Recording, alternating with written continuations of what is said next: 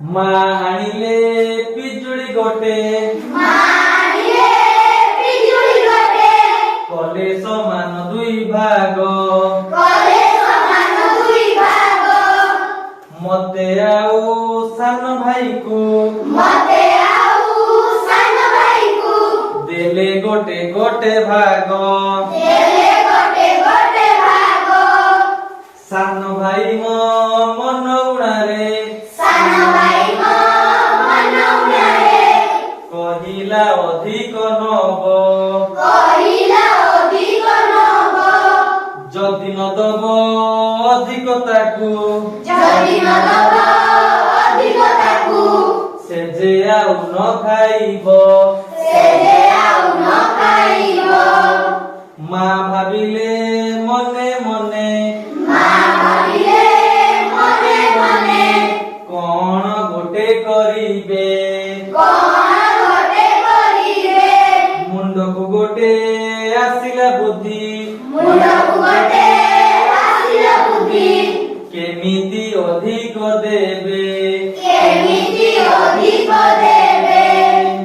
ଅଧା ପିଜୁଳି ଭାଇକୁ ନେଇ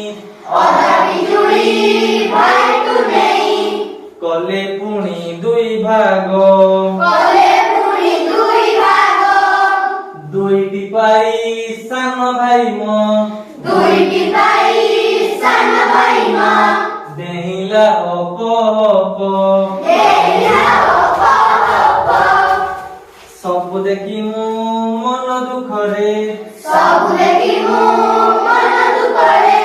ଗଲି ବାପାଙ୍କ ପାଖକୁ କହିଲେ ବାପା ପିଜୁଳି ଦୁହିଁଙ୍କ ଅଟେ ସମାନ କିନ୍ତୁ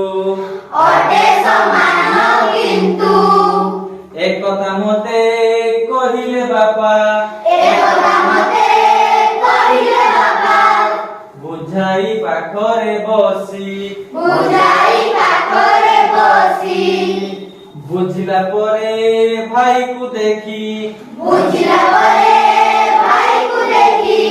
ମୁରୁକି ଦେଲି ମୁଁ ହସି